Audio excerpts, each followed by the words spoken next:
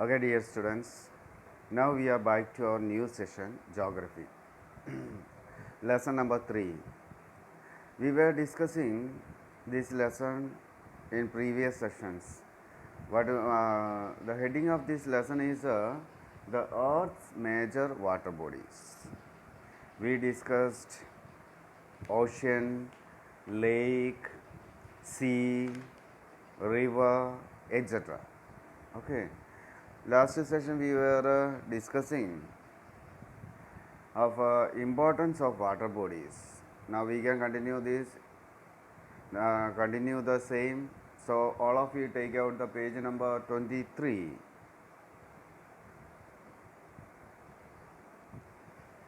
Last class we discussed the importance of water bodies. First importance we said water body is essential for our life. Isn't it? If there is no water, then there is no life. We said it. Then next, what about we said the earth, water have three forms: liquid, gas, as well as solid. Isn't it? Solid we can say so ice, liquid we can say so water, gas form we can say water vapor.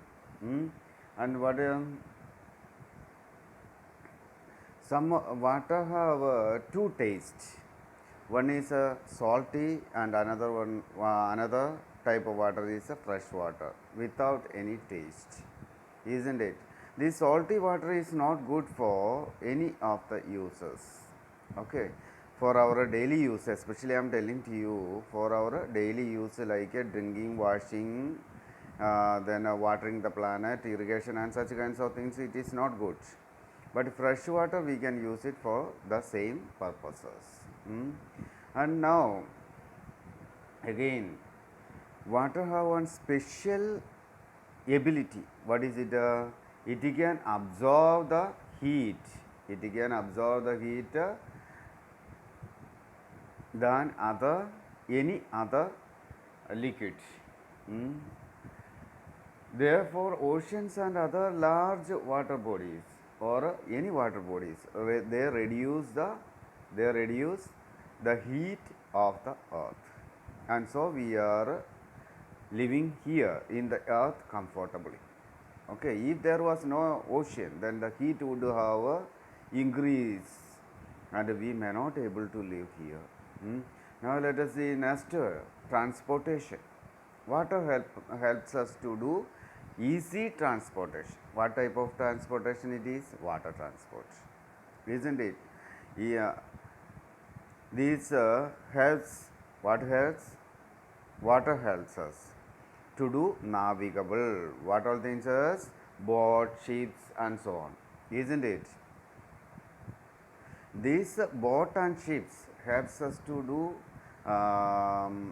trade, transporting the goods from one side to another side, and because the water transportation is a cheap transportation, in a less expenditure, we can transport bulky goods from one place to another place. Even in ancient time, civilization, ancient civilization like a Greek civilization, even in Indian civilization, we can find, when we are reading in epics and all, we can find what early people they have used boat, isn't it? Boat and ships, and their voyages took them to other lands, and they traded with the people of this land. We can see from 15th century, Europeans started their voyages, their journey to find new sea route. That time, which one they used, which transport they used? They used water transport, isn't it? To reach in Asia or in a new continent. And they used water transport to transfer the goods from colonies to their native nations. Then thus new lands were discovered and explored, and people settled down there. Moving water in forms such as fast flowing rivers, like we know that the water body, it begins from where? From the top of a mountain, in a slopy area. When water flows to the slopy area, what will happen? Its speed will be more. And the speedy flowing rivers, what we are blocking. How? By making dams. And by using this uh, collected water, we are producing hydroelectricity. So it is very important one, isn't it? And not only, another thing, these water bodies, either it is a salty or it is a fresh water, these water bodies support life, like fish, like marine organisms that are useful to us. We are using, some people are consuming, or some are using for business. This is very useful to us. What is marine organisms? Water bodies also support water sports. Now, like supporting the tourism, we are using some type of sports by using water, swimming, diving, then sailing, surfing, rafting and rowing. Such kinds of water games we use to play. And now, such as sewage, oil and disease causing organisms. This what it is, when we say we pollute the water, now we have come to know what is it, the usefulness of water bodies. Now let us learn next topic, pollution of water bodies. Polluting something means making it dirty. Usually who is making it dirty?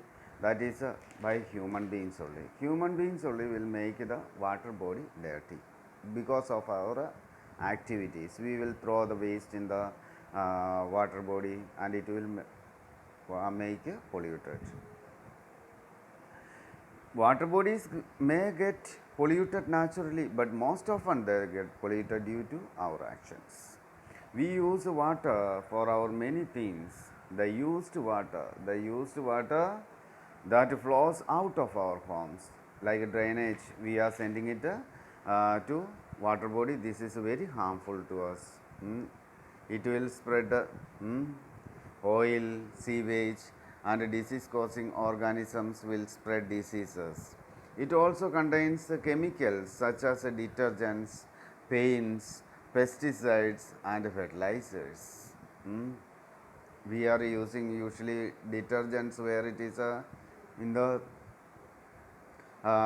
field and all, isn't it? And when rain comes, this water will wash all the chemicals to nearby water bodies, and that will create trouble for us in later. This water is carried away by drains which usually empty to water body, like a river, a lake or sea. The water body that receives the dirty water gets polluted. The further pollute water bodies by throwing litter like plastic, bottles and bags into them. Pollution makes water unfit for our use. That is the main thing. If we pollute the water, that is not good for using us. It also harms the plants and animals living in the water, drinking water, eating fish or other creatures from polluted water bodies can make us sick and even kill us. Even polluted water body will make us sick, as well as sometimes it may cause our death. So dear students, read the lesson properly and learn the points to remember. All the points to remember, you have to make it by heart, isn't it? And whatever question answer I have published, you make it a copy and learn it, make use it. So have a nice day. Thank you.